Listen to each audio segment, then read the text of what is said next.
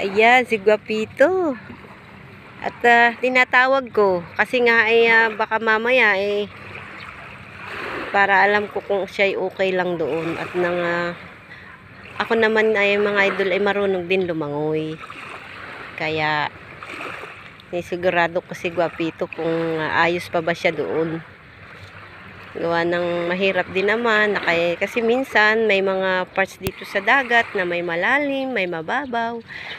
Ay hindi naman tayo nakakasigurado na yung ating pinaliligo ang dagat doon ay okay lang ba o mababaw ba o malalim ba. Kaya maganda na rin talaga yung nag-iingat tayo kapag tayo ay nasa mga ganitong okasyon na naliligo sa dagat, ganun. Ayan, ang saya nga nung magtatay dun o mga idol, naliligo sila ng dagat. Naalala ko nung kami ng tatay ko nung ako'y bata pa.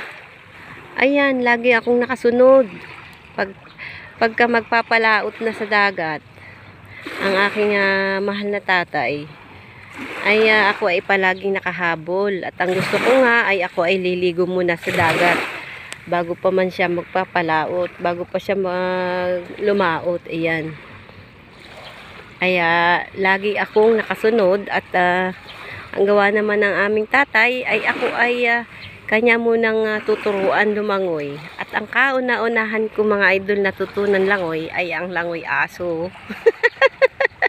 Naalala ko talaga. At sa ilang beses kong pagsama sa pangungulit dun sa aming mahal na tatay ay natuto din ako mga idol na maglangoy. Ayan, ang lumangoy ng ayos. At para naman na kapag kasi kami mga idol ay napakalapit talaga namin sa dagat. Ay yung bahay namin kasi dati mga idol ay talagang napakalapit sa dagat. Ngayon na nga lang ito medyo lumayo na yung ang pinakang aplaya. Yung tabing dagat dito mga idol ay lumayo na dun sa aming bahay. Medyo nag-adjust na siya ng papalayo. Hindi gaya noon na talagang kami ay napakalapit. Humilab na mga idol yung lupa dito sa tabing dagat. Kaya lumawak siya.